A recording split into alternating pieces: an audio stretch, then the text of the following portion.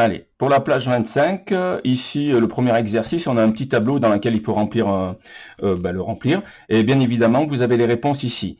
Alors, je vais vous faire un exemple avec, voilà, avec une de ces valeurs-là. Alors là, vous avez les fréquences, on a 60 Hz, 50 Hz, 25 Hz et 400 Hz.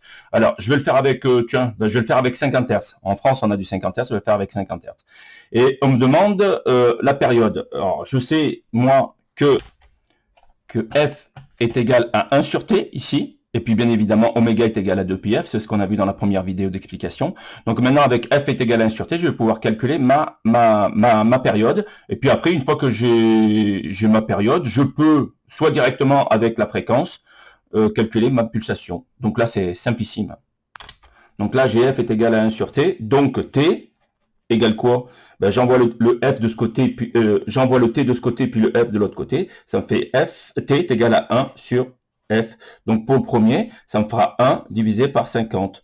Bien évidemment, vous allez trouver 0,02 et 0,02 secondes, puisque t est en secondes. Et ça, si on le met en millième de seconde, ça me fait, je recule ma virgule de 3. Alors ça me fait 1, 2, 3, ça me fait 20. 1, 2, et puis je rajoute mon 0, ça fait 20, 20 quoi? Millième de seconde. Et c'est ce qu'on a sur le tableau de réponse, ouais, vous l'avez. Donc c'est des 20 millièmes de seconde ou 0,02 secondes. Alors pour calculer la pulsation, ben, oméga est égal à 2 pi f, ou bien 2 pi sur t, c'est comme vous voulez. Soit vous faites 2 pi f, c'est-à-dire oméga est égal à 2 pi fois 50, puisque j'ai pris moi comme valeur 50.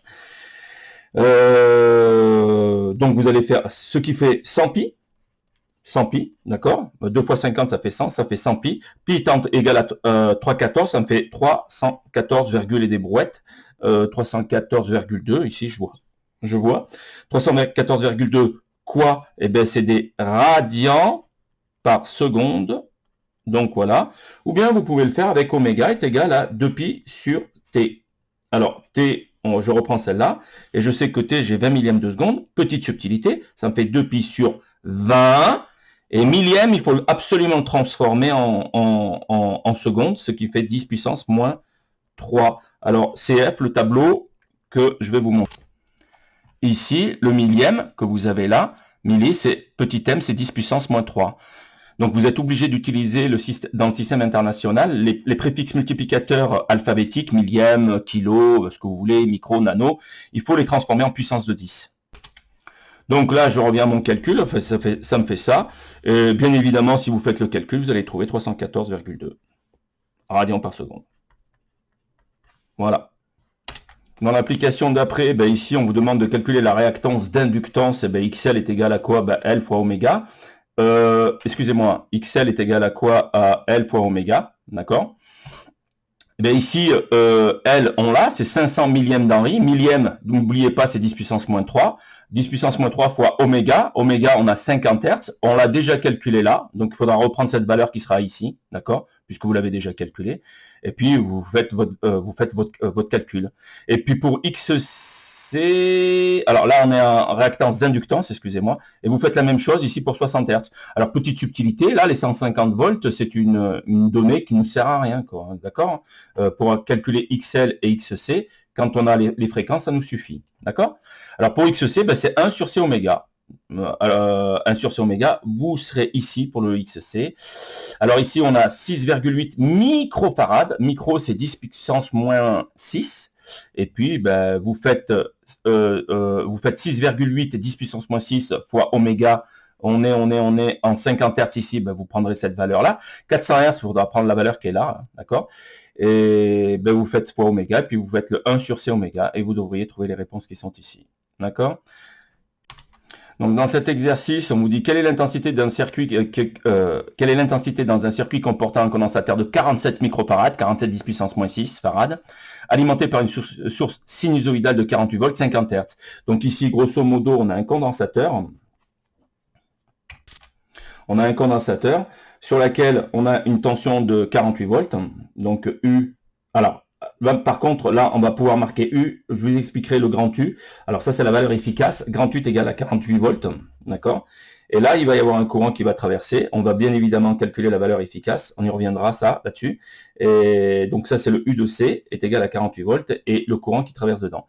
Donc, qu'est-ce qu'il faut faire? Eh bien, appliquer la loi d'Ohm. U au bord d'un condensateur est égal à quoi? Eh bien, à XC que multiplie I. Donc, moi, ce que je veux, c'est I. Bon, vous tirez I de là. Donc, ça me fait I égale UC, excusez-moi, I égale UC sur XC. Alors, le problème, c'est qu'il faut calculer XC. XC, maintenant, vous savez le calculer. C'est égal à quoi? Ben, égal à 1 sur C qui multiplie oméga. Vous allez me dire, mais on n'a pas oméga. Ouais, mais on a la fréquence. Donc, ça me fait 1 sur C qui multiplie 2πf. Voilà. Voilà. Donc, une fois que vous avez calculé votre XC, est égal à 1 sur 2πf, vous pouvez dire que I est égal à UC sur XC. Alors, ici, votre UC, ben, vous l'avez. XC, c'est 1 sur C oméga. Donc, ça vous fait UC divisé par 1 sur C qui multiplie 2πf. D'accord? Alors, quand on divise, alors la fraction principale, elle est là. Pourquoi? Parce que l'égalité, elle est là. Donc, je suis en face. Quand on divise par une fraction, ça revient à dire qu'on multiplie par l'inverse de la fraction. Et l'inverse de cette fraction, c'est C2πf sur 1. Ce qui fait que ça me fait UC multiplié par C2πf. D'accord? Divisé par 1. Mais divisé par 1, ça ne change rien. Donc, le résultat, c'est égal à UC, la tension bande du condensateur, multiplié par la valeur du condensateur en farad, multiplié par 2π, et multiplié par la fréquence. Voilà. Et ça, si on le fait court, ça me fait UC fois, excusez-moi, C fois oméga. Ou bien vous pouvez le voir sous forme alors C fois oméga, vous voyez bien que XC est égal à 1 sur C oméga. Alors soit vous le laissez comme ça, soit vous dites que c'est égal, excusez-moi, UC sur XC. Parce que C oméga, il est là. D'accord? Donc c'est l'inverse de C oméga. En conclusion, vous pouvez le voir de différentes manières, soit en appliquant directement la loi d'Ohm, il faut calculer XC. Une fois que vous avez la valeur de XC, ben vous l'injectez. Soit vous pouvez le faire comme ça. Alors ça, c'est intéressant un peu plus tard quand on verra pour le relever le cosinus phi d'une installation. Cette formule-là. Cette forme-là, excusez-moi. Voilà.